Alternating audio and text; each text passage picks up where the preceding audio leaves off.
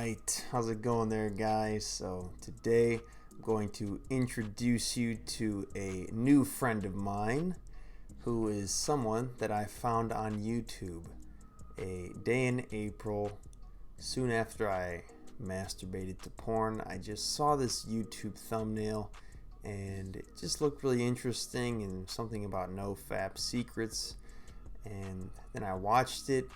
And at the end of the video, he requests us to engage in some self-examination and basically going down two paths with ourselves 5 years in the future. So one path is, what's your life going to look like if you continue to watch porn 5 years from now? And the other is, what your life will look like if you quit watching porn. And I just dove right in. I did the exercise, I wrote everything out, and that was 4 months ago now, at least. And yeah, then I just decided to take this guy's course. Once I found out I could do that at the end of the video, I did a consultation call and did the course and just jumped right in. Was really into it, and with the quarantine happening, I was able to just focus all my attention on it. And the alarming thought that I had around this quarantine and my porn use was, well, I can't date anymore, so I'll just use porn to satisfy my sexual needs and all that, and just substitute real women with fake women on the internet, or digital women. And yeah, the course is really amazing, and I'm really glad that I just jumped in. And I've talked to Josh many times now, and he's a pretty big YouTuber, and he's actually featured my face on some of his YouTube videos.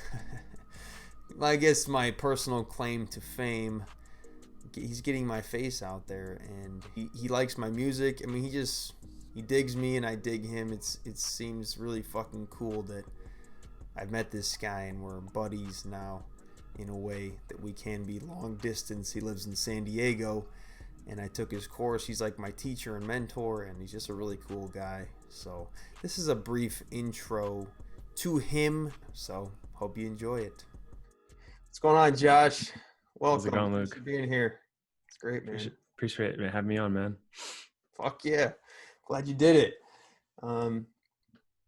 So yeah, I've people that know me have known I've been going through quite a transformation these past few months, and that's basically because I found your video or your videos and did your consultation call, took your course, and man, so much has been opening up that I can't really explain at this time, but it's just the layers keep peeling off, and I have you to thank for that. So thank you. I appreciate it, man. I mean, it started with your desire, so credit goes to you, and you're doing all the work. I mean, I've seen you transform over these couple months, just changing. You're literally changing your haircut, man. I love that. yeah, I'll show you. Yeah, it's dope.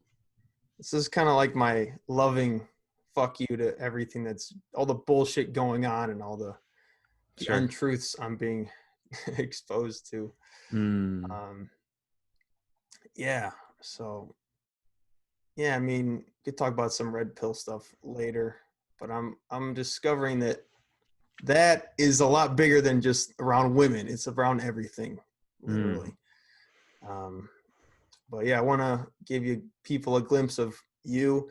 So, and I'm also curious about how you got your start in like psychology as you're a therapist, and moving into dating and creating this NoFap course, and what your NoFap journey was like. So I guess you can start wherever you like. Yeah, I mean, is there a specific question or area topic you want me to start in? That's a lot of stuff to cover. Yeah. Which one did you start with? I think you said dating you started with is your first area of mastery. Or yeah, I mean, so with I say this quote all the time, but if every master was once a disaster, right? So yeah, I mean, it started off having heartbreak. Yeah. which is often trivialized, Mm. and with men a lot, like, oh, heartbroken. But like, man, have you ever had your heart broken, Luke? Yes. Oh yes. Yeah. It's painful, man. It's really It's rough. it's one of the worst pains you can experience emotionally. And Yeah. that, and obviously losing someone close to you. You basically are losing someone close to you Mm. when it is heartbreak. It's you go through the same literally neurological process of losing someone, like the denial, the grief, the accept, all the stages of grief, whatever. So that being said, I was cheated on in my first relationship, and I thought like only old married couples cheat on each other, not high school teens, whatever. And so it kind of rocked my world, like what the fuck, and like especially thinking that like why, like, so the first question was why, right? As someone who, like, as men, like we want to figure out why. Like, Mm. why did I get cheated on? Like, what was it about me? Right. I want to take responsibility Yeah. for this. So what did I do wrong? Right. And Mm. that's the first mistake a lot of men make, especially if they're like yourself and a lot of the guys we in our community, is like we take responsibility for our life, which is why we're going to be successful. But the other side of that coin is like you take blame for a lot of stuff you do. And Mm. sometimes, in a relationship, it could be definitely there is things I did that I could have avoided, but she also had an equal role in it, you know what I mean? Yeah. Yeah. And I feel like guys, when trauma happens to people in general, they either overly blame themselves or they overly attack the victim. There's not like an equal, Mm. healthy middle ground. And Yeah.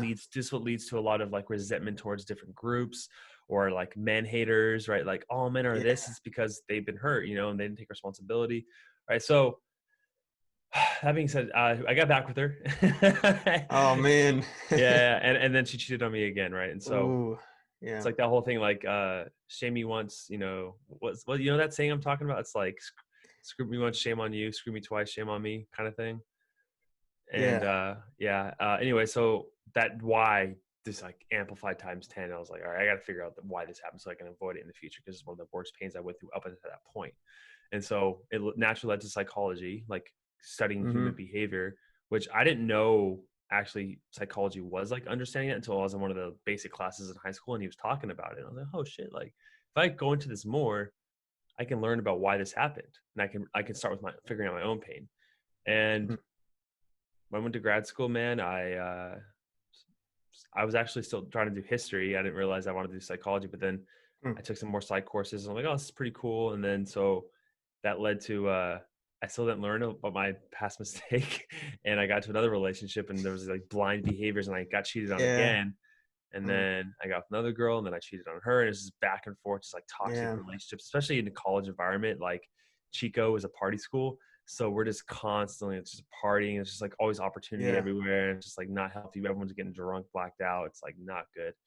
Not good to have a relationship, but I did multiple, and a lot of pain. And it kind of set me into this, trying to figure this out. I went to grad school, and yeah, I started devoted my life to understand why exactly led to this.